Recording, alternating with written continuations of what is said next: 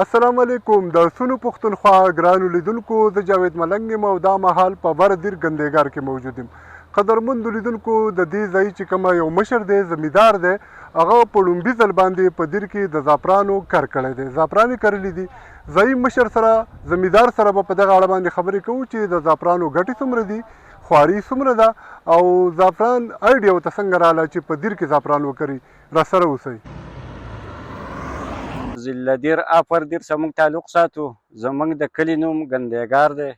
زما خپل نوم چې دی اجاز احمد دی. د میاګانو کورنۍ سره تعلق ساتو. بالکل چې زه به ته لکه د دې زما ډېر وخت نه ده ما غوښته چې یاره زه زعفران وکرم. بیا راله چا تخم راوړ. زیات وروڼه هغه کري، هغې ته سی فلاور وایي. یوه خبره ځان څه دا یاد وساتئ چې د زعفران به تخم نه وي. که چا زړې درکول نو دا به تخم دی د دې غوټی، لکه څنګه چې د وږې او د پیاز غوټی چې زما اوسه خپل کوشش وي او دا موږ له دیر زراعت والا سرکاري راکړلي. ما یو کانال کړی دی لکه 20 مرلو باندې دا ما نال کړي دي. اوبه ډېره کمه غواړي چې ولې یو خو دا د یخ موسم فصل دی نو ځمکه زر اوبه نه غواړي، بل دا بوټی په خپله اوبه ډېره کمه غواړي. لکه 2 میاشتې ما 3 پیره اوبه کړي دي. جی زعفران چې څوک هم کرئ نو دې ته به په اولني کال باندې تاسو دا نه وایئ چې یاره دا به ماله امادن راکړي.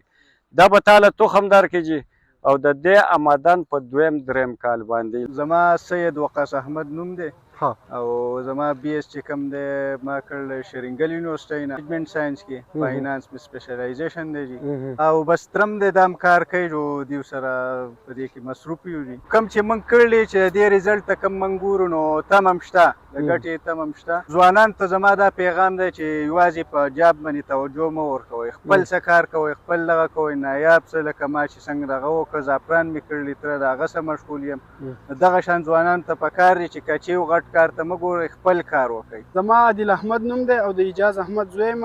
ډېر ښه فیل کوو ځکه چې نوې تجربه ده، اولنی پیر دی په اپر دیر باندې د زعفرانو او انشاءالله موږ خو به دا دغه کوو چې دا مخې ته کامیاب کړو او په دې اپر دیر باندې لکه مطلب زعفران کامیاب کو او آباد. بالکل والي صاحب څخه کار کوي، پیسې هم کړې ده، بس بیا هم دا اګریکلچر فیلډ راټینګ کړی دی جو لګیا یو.